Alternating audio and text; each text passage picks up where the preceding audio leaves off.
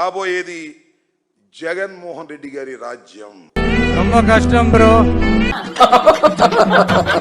వెర్రి పుష్పం కంటే పెద్ద పదం ఏదైనా ఉందా? నాకు తెలీదమ్మా. గెలవబోయేది జగన్మోహన్ రెడ్డి గారు. ரொம்ப కష్టం బ్రో. మంచోడే గాని రోజుకో తెలంగాణ. వెర్రి వెంగళప్ప ఇంతకన్నా కూడా పెద్ద పదం ఏదైనా ఉందా?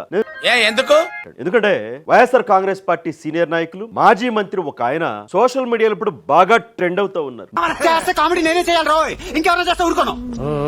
ఆయన మరెవరో కాదు, వైఎస్ఆర్ కాంగ్రెస్ పార్టీ మాజీ మంత్రి అంబటి రాంబాబు. వైరల్ అయ్యేలా చేయండి సార్, కొంచెం ఓవర్గుంటుంది. ఓవర్గుంటేనే కదా ట్రెండింగ్ లోకి వచ్చేది, అందుకే కదా మీకు డబ్బులు ఇచ్చి మేపేది. నెటిజన్లు ఆయన్ని ఆడేసుకుంటా ఉన్నారు. ఎందుకంటే ఆయన తన అతి తెలివిని, విజ్ఞానాన్ని, జ్ఞానాన్ని మీడియా ముందు బయట పెట్టి అసలు రాజధాని నిర్మాణం అక్కడ సెలెక్ట్ చేయటమే చాలా పెద్ద తప్పు. ఈడెప్పుడు ఇంతే, ఏం వచ్చినా ఆపుకోలేడు. మేము 3 రాజధానులని మాట్లాడిన మాట నిజం, దీనిలో ఏం సందేహం లేదు కదా. బిన్నే ఒప్పేసుకుంటావేంద్రా నువ్వా? చంద్రబాబు నాయుడు గారు ఒక రాజధాని అని మాట్లాడిన మాట నిజం. ఆయన వచ్చాడు అధికారంలోకి, ఒక రాజధాని చేస్తున్న వ్యవహారం మీద మేము చెబుతున్నాం. చెప్పు, నువ్వు కథ చెప్పు, వినండి రా, మీరందరూ వినండి. మేము 3 రాజధాని చేయమంటలేదు చంద్రబాబుని. ఆయన ఒక రాజధాని చెప్పాడు. ఈ రాజధాని అద్భుతం అన్నాడు, ప్రపంచంలోనే ప్రపంచ స్థాయి రాజధాని అన్నాడు. అంతా బాగానే ఉంది.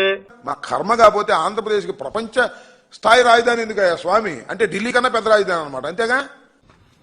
నీకు సిగ్గు, శరం, బుద్ధి, జ్ఞానం, రోసం, పౌరుషం, మానం, మర్యాద ఏంటో అంత గొప్ప మనం, నాకు అర్థం కాలేదు. నీకు ఏదో వచ్చు అర్థం కాదు.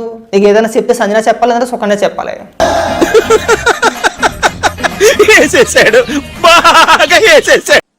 అదే తినడానికి తినలేదు, మీసాలకు సంపేంగ నూనెని.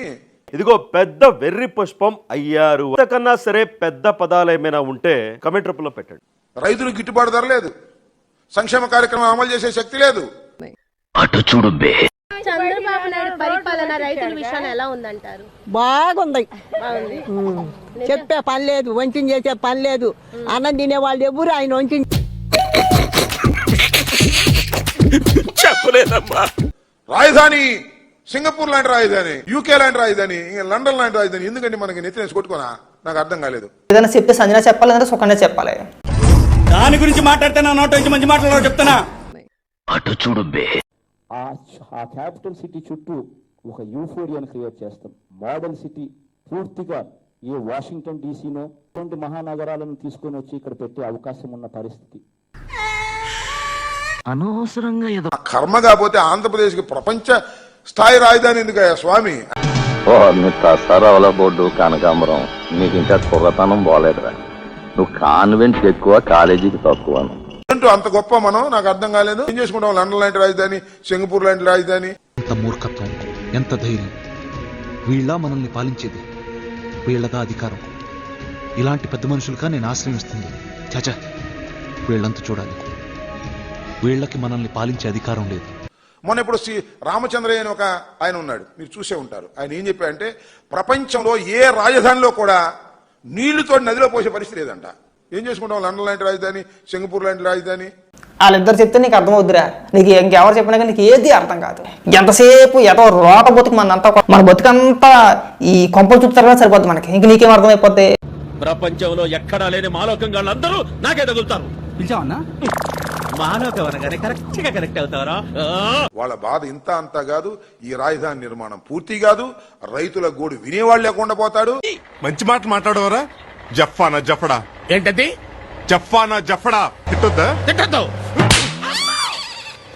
ఎడ్యుకేషన్ మంత్రి గారు కదా, పాపం కుర్రోళ్ళందరినీ తయారు చేశాడు. పాపం పిల్లలందరినీ మాక్ అసెంబ్లీ పెట్టాడు. అసెంబ్లీలోకి ఎందుకు అలౌ చేశారో నాకు అర్థం కాదు. ఆ సాంప్రదాయం నేను వ్యక్తిగతంగా భావిస్తున్నా ఒక శాసనసభ్యుడిగా.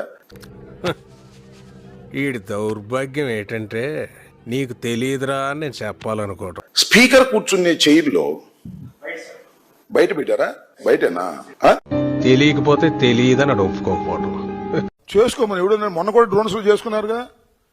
చంద్రబాబు గారు మా తోకలు కట్ చేయటం కాదు, మా తోకలు జనమే కట్ చేశారు.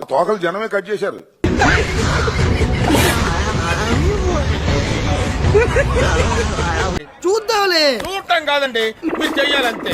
సరే, మీరు ట్రై చేస్తారన్నారంటే అది ఓకే అయిపోయినట్టు.